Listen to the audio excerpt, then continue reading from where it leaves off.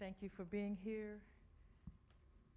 Thank you to those who are watching online on our Facebook page or our website now or later. We so appreciate you being here. Thank you.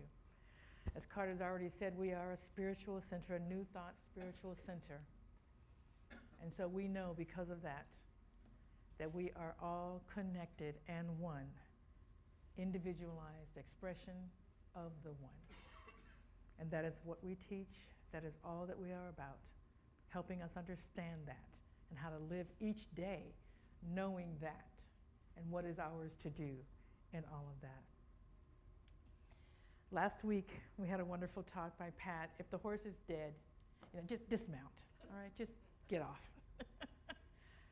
And it really takes clarity to do that. I mean, she was talking with me earlier, and she said she thought, this might be too preachy, a little too teachy, a little too scoldy, talking about getting off when the horse is dead. But really, it's hard to know, if the horse is dead. It's like, can I just breathe a little life back into it? Maybe if I just give it some serum or something, it'll jolt on up.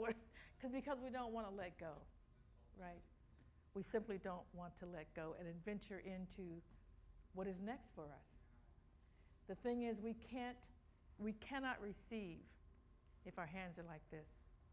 If we're holding on to what is, then what's trying to become cannot get here.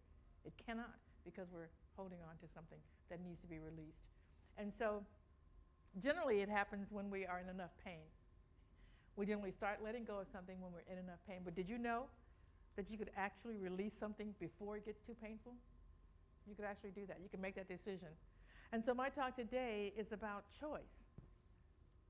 Life is all about choice. If we believe, and we do, that our words create, our words are creative, that as we speak and as we think, we are manifesting those ideas into our lives. And if we believe that, then we know that to have something different, we just need to make a different choice. What I am really trying a lot to do in my life, to catch myself when I'm not, and to go ahead and go forward with it and asking you to do it, because I think this is what gives us our power in our life, is to be intentional about our choices. Because we very easily go into autopilot. And that's okay too, because we don't want to always be thinking about every single thing that must be done every day. But if we go into autopilot, we don't get an opportunity to really take a look at what is that we're holding on to that needed to be released some time ago. So every now and again, we get to take a look at what it is that is time for us to release and to be consciously making choices each and every day. I was talking with Glenn, and he was talking about what he does in the morning and his morning routine before he even gets going.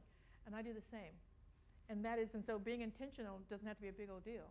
It's just every morning I talk to myself and say and call God in consciously. Call God into my life. George, be aware that George is with me in every moment of every day. And so every decision that I want to make, everybody that I want to speak to, I make sure I feel like I have like one of those race car drivers, like I've got that microphone in my in my head. George is always talking to me, hopefully just before I say something stupid. Or I hear it before I say something stupid that I can't retract. And so that's what living intentionally looks like. We can choose, and it's up to you. It's your life. Everybody gets their own life. I don't get to tell you how to live. All I can do is to share with you my experiences, other people's experiences with George and how it works. And that's what I call spirit, George, God, whatever you call that which is greater than yourself. It's okay. A rose by any other name is still a rose. You can call God whatever you want, because it's a personal relationship for you with God. So it doesn't matter what you call it, it's still the same. And so how do we choose intentionally or unintentionally?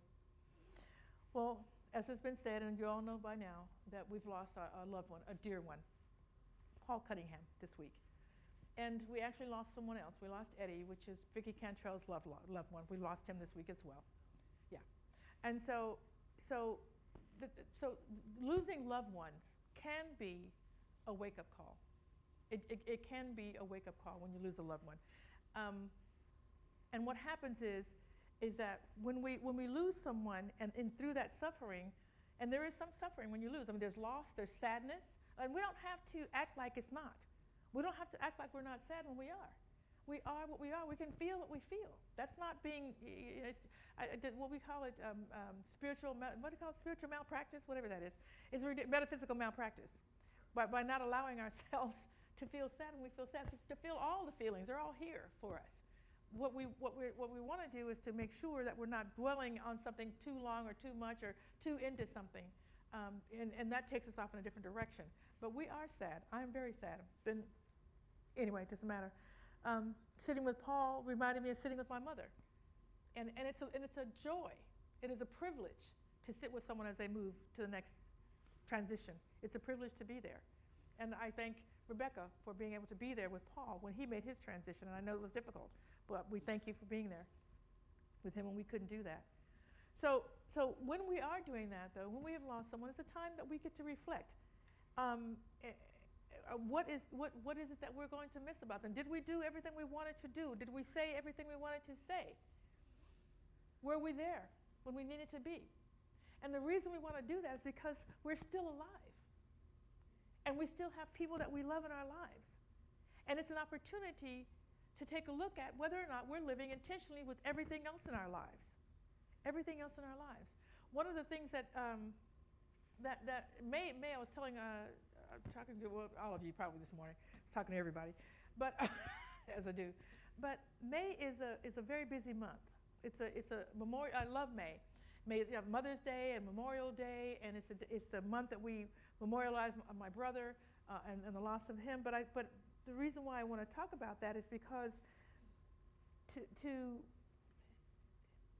remember people, to memorialize them, allows you to be thinking about what it is you want to do intentionally and what all they did for you and how their stories impact your stories.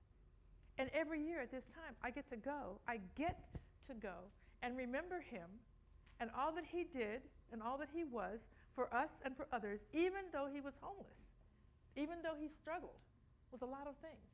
He had a big heart and he was a big love. And I remember that. And the whole family gets to come together and do something wonderful in his name for all the people who took care of him when we couldn't, when we didn't know where he was. There were people who cared. And so that gets me to thinking about it, gets all of us to thinking about, what are we doing? I know that you guys go and do Meals on Wheels. I mean, all of us are doing something other than what we would normally do for our lives to help others, because that's what we do. That's what living this spiritual life is about. It's us and it's all of us. We are one. We are one. And so it is our job as saints, as brothers and sisters, to take care of one another, to take care of ourselves and to take care of one another, and to reflect every now and again on who it is we want to be, and are we showing up as that person? And if not, how can we do it better? In May, the women in my family spend time every May, at the weekend after Mother's Day, just to be together and to talk about who we are now. A lot goes on in 1 year. A lot happens in 1 year. And we got together this past week, and there were so many things that I didn't know that they were doing. Lots of things I didn't know I was doing. And so we just get to sit and talk. And that came about when my sister passed away. And so again, one of the things that I'm going to talk about that living intentionally, and Jesus told us this in Luke 22 and 19, when he was breaking bread with his disciples, as he knew he was going to be leaving soon. And so he had that Last Supper, and he was breaking bread, and he said this. When he was eating the bread, he said, "This is my body, which is given to you. Do this in remembrance of me." Even he knew that we would quickly forget. We would forget him. We would forget the miracles. We would forget, because that's what this physical body does. It separates us from the spiritual, because it needs so much attention, right? It feels pain, and we're thinking, and it needs a lot of attention. And it pulls us out of our spiritual side. And Jesus told us, do this in remembrance of me. Of this, not me, the man, me, the principles that I was teaching you. the God in me, the Christ in me, all the things that he said was not, it's not me, it's the Father in me. And that's what we all have, right? And Father, George, Mother, whatever you want to call it, it's that high spirit in us. And doing these things, having memorials, funerals, when people pass, and even though it's sad, there's greatness that happens from there. And there's another saying that a lot of, and I don't know if it's in the Bible, I didn't look for it, but people say it a lot, so I'm hoping it's in the Bible somewhere. But even if it doesn't, it makes a lot of sense. It says, to be absent from the body is to be present with God. Now, another further for us is if we are individualized expressions of the one, that means when our loved ones are absent from the body, they're still present with us. Do you understand that? They haven't gone anywhere. They're still with us because we are individualized expressions of the one. So that means they have to still be with us, right? And we carry them with us everywhere we go. We carry them with us. I don't know if that scares you, and that doesn't scare me, because we're all love. I'm just carrying that bit of love that they shared with me and that they were for me, that they are for all of us. That's what we get to do. So that's what this month is. That's what the memorials are for. That's what remembering is for. And that's how we are reminded to live intentionally, to reflect on what's important, who is important, and do they know that? You may think that you're delivering that message, but if you ask someone that you love, do you know that I love you? Would you be surprised at the answer? Maybe, maybe not. Maybe they do know. But I don't take it for granted. I don't want to take it for granted. You know, we talk about the love languages, right? The 5 love languages, and how we love differently. And so maybe for Jim's doing, Tim's back to doing that. So maybe for me, a love language is, in fact, it's not maybe, it is. Love language for me is spending time with me. I don't care what we do. We can sit on the couch and watch TV. I don't care. I'd rather actually sit on the couch and talk, but if we just, you know, but just being with me, that's my love language. And for a lot of men, the love language is fixing up the house, taking care of you. Like fixing the house, taking out the garbage, doing things for you. And that's a love language. But if you are doing things for someone, because that's your love language, and what theirs is sitting on the couch, and you don't take time to sit on the couch with them and be with them, they may or may not be feeling as loved as you think they are, right? So these things are about what I'm talking about this morning, and about being intentional, is about not doing what you think a loved one wants, but what they actually want, to be loved. And we only know that if we talk to them, if we ask, if we don't make assumptions. And it happens a lot with parents and children. With parents and children. Because we don't sit down and talk. I was watching I don't even know who this comedian was, and she was hysterical. I really wish I knew her name, and if anybody wants to know, just text me and I'll text it back to you. But she was going on about all the generations, Gen X and Gen Millennials and all that. I don't know who they all are. However, when they got to the boomers, which I know I am, and she talked about the boomers' kids, which are Gen X's, the whole thing rang so clearly. I'm like, oh my God, she's completely right. This is exactly who I was. Because she was saying, you know, boomers never took little orange slices to their kids' practices. I never went to I didn't even know my kids were practicing on. What? I didn't do any of that. I didn't do any of that. And so I sent it to my kids, and they just cracked up because they exactly related to it. So a lot of things, and what happens with parents, of course, is that they're working and they're loving you because they're you know, giving you a bed to sleep in and hugging you and, hey, baby, here's a boo-boo, and I go outside and play, whatever. This is what we do, but that may not be what they needed. And as adults, they're parenting their children differently, which may not be what their children need. Again, nothing is wrong or right about it, just pointing it up about what it takes to live intentionally.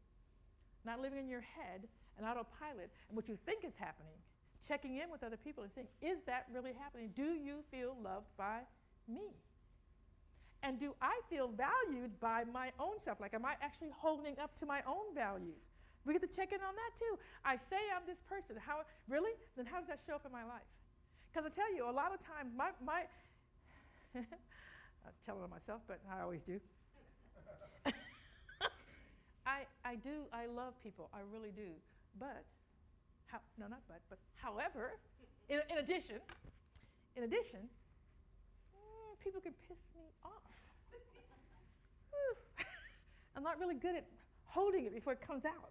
And then I end up having to apologize or go, sorry, that's not really what I meant. That's not what my heart was saying. Sorry. You don't have to do all that all the time, right? You want to be thinking about it. And so I'm thinking more and more about before, so I can hear, listen to Spirit, and I ask Spirit, can you speak faster? Like, right? Before it comes out of my mouth, can you really get it in my head before it goes out of my mouth so I can have an opportunity to, and you get to do that. Because all the things that you need, you get to ask Spirit about. So that's just what we get to do. And that is what you get to reflect on. And when we lose people that their physical presence, not them, but their physical presence from our lives. And that's going to happen. And the older you get, the more people you lose. If you're lucky enough to get older, if you're fortunate enough to get older, you will have less friends than alive. Because that's just life. That's the way it goes. And so, what is the value of that? And how do we for me, the loss of someone helps me to reflect on what they meant to me in my life. That's how I deal with it. How do you deal with it? I don't know. It's just one way. It's just one way. But I'm so grateful that they were in our lives. I'm so grateful that Paul was in our lives.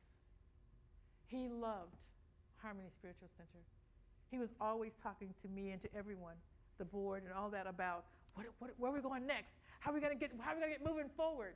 He was constantly worried about that, always telling everybody how great they were. You know you're special, right? He meant that. He meant that with his whole heart, right? And so these are the things that we're going to reflect on and remember. His presence is always going to be here and with us everywhere. And that's how loved ones are. That's how loved ones are. That's what love does. So I'm asking you to just think about paying attention in your life. That's what intentionality is. Just kind of paying attention. You don't have to worry, but you just want to make it, I don't know, every once, 2, 3, 4 months, you must want to check in and just think, who do I say I am? Am I living that way? Am I being intentional? Am I loving the people that I say I love? Am I doing what I want to do to call myself a good person, whatever that means to you? Whatever that means. I don't know. It's up to you. Up to you. There's no right or wrong. These are just opportunities that we get. And I feel lucky. I don't know about you, but I feel lucky to be able to mourn someone. That means I love them. That means they love me. I feel very fortunate to be able to do that. So what is ours to do now? I like to try to leave you with some steps, and usually I leave you with about 3, but I got 11. But they all came from the Bible, so I just want to read it. You don't have to just let it wash over you. Be not conformed to this world, but be ye transformed by the renewing of your mind. We get to do that all the time. For as we have many members in one body, in one God, everyone members one of another. Everyone. Being many, we are one body in God, and every one of us are members with one another. For as many members as there are, all of us have a different office, meaning a different gift. We're not the same. We all have that within us, but we are different. And all of that is wonderful. However that difference is. We have different, what's mine to do? All of us have something different to do. I was talking with, I'm sorry, I'm going to tell this story because it was so cute. I was talking with, I'm sorry, my mind is going. I'm looking right at you. Pat and Glenn. Glenn. Was talking with Glenn, or Glenn was talking with me this morning, and he was telling me that for, I don't know, about 20 years or over 20 years, he seemed to be the person at the gas station who everybody who was broke walked up to him and asked him for a tank full of gas, or $10 for gas, whatever they were asking for. And they would walk past all the other 10 cars, 10 people, whatever, right to him. And every time he gave it to them for 20 years. And then just stopped. No one came up. He was finished just right about the time he retired. No one else came up. Because for 20 years, that was his assignment, and he accepted it. That's what Spirit told him to do. And when you have faith, when you have a relationship with God, you just take on the assignment. Because Spirit's not going to give you an assignment you can't handle. He's not going to give you an assignment and then not give you a way to deal with the assignment, right? So he's going to have them, if someone's going to come up to him because that's what God told him, hey, you be my conduit to help these people, and then you're going to always have the money in your pocket or on your credit card to do it. And he accepted it. And when his time was over, it was over. And it's not like he stopped giving it. He stopped being asked, right? Those are the things in our lives that happen. What's our assignment? We all have different assignments. Accept it or don't. Nothing's going to happen if you don't. God will just assign it to someone else. Rebecca's assignment this past week was to be with Paul. It's difficult. She did it. It was a hard assignment. It's also a loving assignment. She was the one, and she did a great job. And she's suffering a little bit, because you do. It's not easy. She accepted it, though. That's what we get to do. Let love be without concealment. Let love be without concealment. That means love, just love fully, full out. Not waiting to be loved back, just love, full out. That's our job. Be kindly affectionate one to another with brotherly love. Rejoice in hope, be patient in tribulation, and pray continually. And when I was going to fundamentals church, I couldn't understand that. I didn't understand pray ceaselessly, because the only way we got to pray was on our knees. And I just thought, I'm not going to try to be on my knees all day. I got to go to work. You know, I couldn't understand how it was going to work out. And now I understand that our thoughts are prayers, that our words are prayers, that I can just walk around and see, okay, God, don't let me say anything about that crazy dress she has on. You know what I mean? I can pray all day, right? And just show up the way I want to show up. So I can do that all day. Bless them which persecute you. Bless them, not curse them. Just bless them. Just send out the love. If it be possible, and as much as it lies within you, live peaceably among all men. Be not overcome by wrongdoing, but overcome wrongdoing with good. Not everybody's going to do right by you. That's okay. Do good anyway. Do good anyway. Your good isn't dependent upon somebody else's good. It never is. Finally, rejoice with them that do rejoice, and weep with them that weep. Be together with one another. And if someone's weeping, it's okay for you to be with them.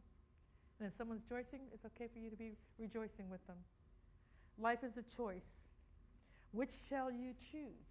Are you going to ride that dead horse, or are you going to dismount and move on to the next adventure? What are you going to do? It's up to you.